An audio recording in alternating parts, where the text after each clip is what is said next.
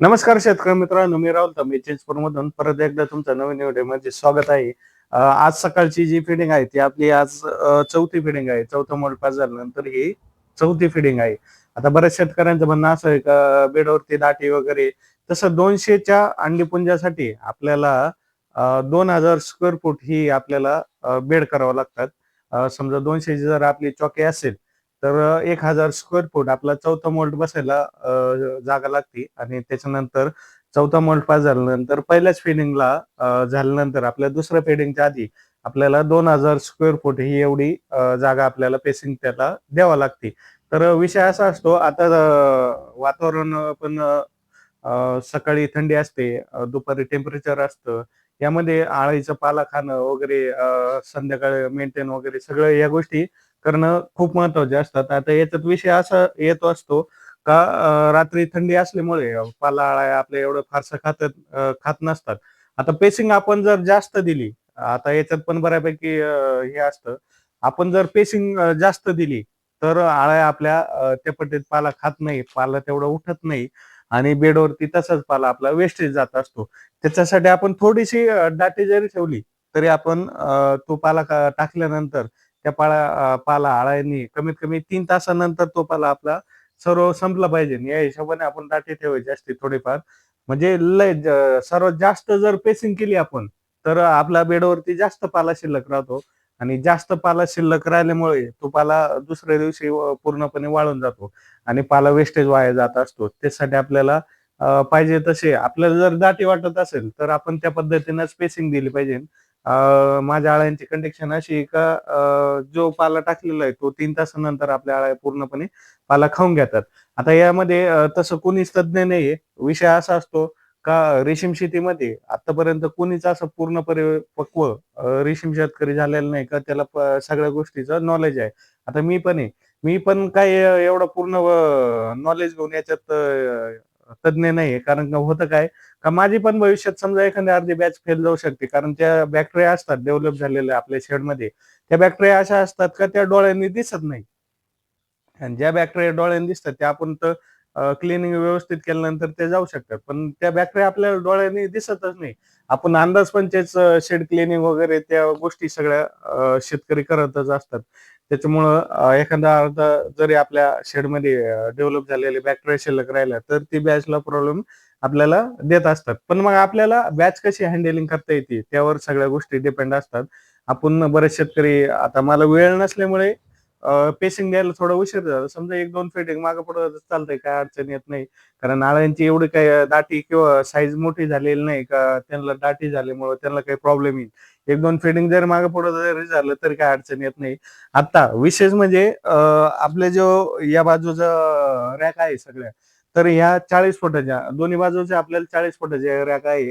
40 आपली 200 ची बॅच आहे. आता 40 फुटाच्या रॅकमध्ये आपण या बाजूने 3 बेड केलेले आहे. सकाळचा बेड आपण एक बेड वाढवला आणि वेळ थोडा कमी होता त्याच्यामुळं हा आपण संध्याकाळच्या फिडिंगला हा बेड वाढवणार आहे.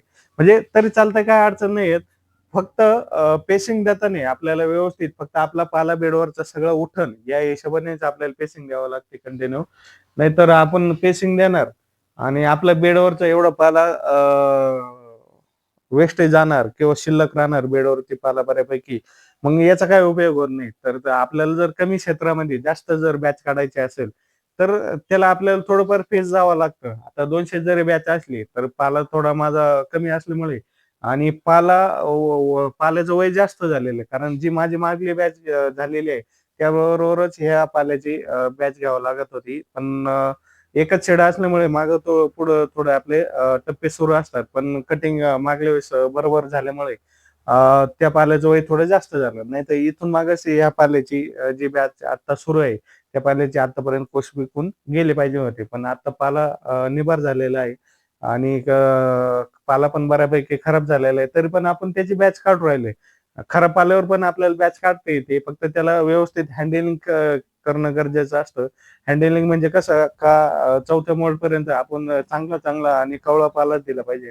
त्याच्यानंतर 4थ्यात किंवा 6व्या फीडिंगपर्यंत आपल्याला कवळा किंवा चांगला पाला द्यावा लागतो. जेणेकरून आपल्या अळ्यांची साईज वाढते. साईज वाढल्यामुळे कोशाची पण साईज वाढते आणि आळ्यांची पण ग्रोथ चांगली असल्यामुळे 6व्या फीडिंग नंतर तिथून पुढे आळ्या आपल्या ज्या असतात त्या फीडिंग खायला स्पीड धरतात. स्पीड धरल्यानंतर आपण समजा जरी थोडाफार जरी पाला निबार असेल किंवा खराब असेल, तो जरी आपल्याला आळ्यांना त्यानंतर दिला तरी चालतोय, काही अडचण येत नाही. तर पेसिंगचा हा विषय होता. तर 200 अंडेपुंजाला आपल्याला अ, अ, चौथा मोल्ड बसण्यासाठी 1000 स्क्वेअर फूट जागा आणि चौथा मोल्ड उठल्यानंतर दुसऱ्याच फीडिंगला आपल्याला 2000 स्क्वेअर फूट ही जागा आपल्या अळ्यांना लागते. पण हे काही गोष्टी तंतोतंत पाहिजेच असं काही नवस नाही यामध्ये. आपल्याला फक्त बॅच कशी हँडल करता येईल आणि आपल्याला आपल्या गरजेनुसार आपल्याला अळ्यांची स्पेसिंग द्यावं लागते. नाहीतर इथं जास्त दाटी आहे म्हणून आपण याच्यावरल्या फांद्या या खाली किंवा वर आपण त्यानुसार पेसिंग द्यावं लागते. म्हणजे जसं सांगितलंय तसंच केलं पाहिजे असं काही नाही. फक्त लय दाटी आहे मग आपण तरी पण त्याच ठिकाणी ठेवू राहिलो असं कधीच करायचं नाही. आता तुम्ही प्रथम अळ्यांचे कंडिक्शन बघून घ्या. या पद्धतीने अळ्यांची कंडिक्शन आहे. आता हे आपले दोन्ही बाजूंना 2-2 बेड होते. या पद्धतीनं 4 बेड आहे. आता याला आपण एक एक बेड परत वाढवणार आहे, कारण मदर बेडवर आपल्या बऱ्यापैकी दाटी आहे. ती दाटीचं आपल्याला कमी करायची आहे. या पद्धतीनं माझ्या अळ्यांची कंडिक्शन आहे आणि त्याच्यानंतर मी अळ्यांचा जो आपला कप्पा होता खाल्ला तो वाढवला आणि हा हा इकडला बाजू जो कप्पा आहे तो संध्याकाळी वाढवणार आहे, म्हणजे जेणेकरून आपले 3-3 बेड दोन्ही बाजूला होतील आणि अळ्यांना पण बऱ्यापैकी पेसिंग भेटेल. त्याच्यानंतर जे आपलं शेड नेट वगैरे असतं, आपल्या शेडमध्ये पूर्णपणे दिवसभर हवा ही खेळती पाहिजे, जेणेकरून ज्या बॅक्टेरिया वगैरे असतात त्या डेव्हलप होते नाही. आणि हवा गरम जर वातावरण आपल्या शेडमध्ये कंटिन्यू जर सतत जर असलं समजा दिवसा आता इथून पुढे तर उन्हाचं प्रमाण जास्त वाढणार आहे. त्यावेळेस त्याची काळजी आपण 100% घेतली पाहिजे. गरमट जर आपल्या शेडमध्ये वातावरण जवळपास 32-33च्या पुढे आपल्याला किंवा 28च्या जर पुढे ढळलं तर त्याला थोडं मेंटेन करावं लागतं. कारण गरम झाल्यामुळे आपल्या शेडमध्ये ग्लासरी, फ्रॅक्चरिंग, खडू यासारखे रोगाचे प्रादुर्भाव होत असतात. त्यासाठी आपल्याला काळजी घ्यायची राहते. दाटी जरी झाली तरी आपल्याला ग्लासरी वगैरे येत असते. तर त्यासाठी आपल्याला पेसिंग फार महत्वाची आहे. मी म्हणतच नाही पेसिंग करू नका असं काही नाही. पेसिंग केली पाहिजे, पण मग ती पण मापात ठेवा. नाहीतर तुम्ही इतकी पेसिंग करशाल का त्याला माप नाही राहायचं आणि तुमच्या बेडवरती पाला जास्त वेस्टेज जाणार. एवढं काय पेसिंग देणं काही गरजेचं नसतं. आपल्याला पाहिजे तेवढी आपल्या हिशोबाने आपण त्या पद्धतीने पेसिंग दिली पाहिजे. त्याच्यानंतर जो विषय राहिला अळ्यांच्या साईजचा वगैरे, तर चौथा मोल्ड पास झाल्यानंतर प्रत्येक फीडिंगला ही अळीची साईज वाढत असते. कारण आपण आज सकाळी जर फीडिंग दिली तर संध्याकाळपर्यंत अळ्यांची साईज पण वाढत असते आणि त्याच्यामुळं आपल्याला पाला पण देताना व्यवस्थित आणि चांगल्या क्वालिटीचा पाला द्यावा लागतो. जर इतरांकडे जर पाला किंवा माझ्याकडे पण पाला आता सध्या खराबच कंडिशन मध्ये आहे, कारण पाल्याचं वय जास्त झालं, निबर झाला, खालून बुरशी पण अटॅक केला बुरशीनं. आता जो पुढला बॅचचा पाला आहे तो पण एकदम व्यवस्थित आहे. पण मग जेव्हा आपल्याला बॅच घ्यायची असते त्याच्या आधी आपण 20-1 दिवस आपण त्याच्यावर बोकड्या वगैरे जे रोग असतात किंवा थ्रिप्स पडतात त्यासाठी आपण इंट्रापेड मारलेलं होतं. तुम्ही पाठीमागच्या व्हिडिओमध्ये बघितलंच असेल. तर बऱ्यापैकी आपला पाला त्यानंतर चांगला सुधारला आणि चांगला पाला आहे. बऱ्यापैकी आता चांगला पाला आपण अळ्यांना देतच आहे आणि खराब पाला आपण 6व्या फीडिंग नंतर थोडाफार खालून बुरशी आलेली असते. हे पाले आपण 6व्या फीडिंग नंतर दिले तर चालतं. फक्त बॅच काढत असताना आता माझ्याबरोबर जवळपास माझ्या कॉन्टॅक्टमध्ये 108 शेतकरी आहे आणि त्यांची आणि माझी बॅच ही सोबतच सुरू आहे. 108 शेतकऱ्यांना रोज मला हँडल करावं लागतं. रोज सकाळी त्यांचे फोन येतात, त्यांचे व्हिडिओ येतात. त्यांना त्या पद्धतीनं प्रत्येक शेतकऱ्याला वेगळ्या-वेगळ्या पद्धतीने हँडल करावं लागतं. त्यांची बॅच हँडल करून आपण त्यांना त्यांची बॅच ही 100% सक्सेस करून देणार. आपण काय त्याचं मानधन वगैरे घेत नाही. पण मग आपल्याकडे जे ज्ञान आहे आपण ते शेतकऱ्यांना ते आपण दिलंच पाहिजे. जेणेकरून शेतकरी जे नवीन शेतकरी असतात ते यामधून शिकत असतात आणि घडत असतात. राहिला विषय त्यानंतर आपण चौथी फिडिंग ही सकाळची केलेली आहे. त्याच्यानंतर आज संध्याकाळची जी फिडिंग राहील आपली, ती आपली 5वी फिडिंग राहील आणि 5व्या फिडिंग नंतर किंवा 6व्या फिडिंग नंतर अळ्यांचा स्पीड हा वाढलेलाच असतो. स्पीड वाढल्यानंतर आपल्याला बऱ्यापैकी आळ्यांना पाला पण क्वांटिटी मध्ये द्यावा लागतो. म्हणजे आपण समजा 4-5 फांद्या एका ठिकाणी टाकावं लागतात. म्हणजे तो पाला दिवसभर आळे खाती किंवा संध्याकाळी फिडिंग केल्यानंतर तो पाला रात्रभर आळे खात असते. तर या पद्धतीने आपल्याला पेसिंग जर इथं दाटी वाटली तर त्या आळ्या आपण पेसिंग दिलं पाहिजे. फक्त पेसिंग देताना व्यवस्थित नियोजन करत जा आणि पाल्याचं व्यवस्थित जपून वापरत जा, जेणेकरून कमी क्षेत्रामध्ये तुम्हाला जास्त मोठी बॅच घेता येते.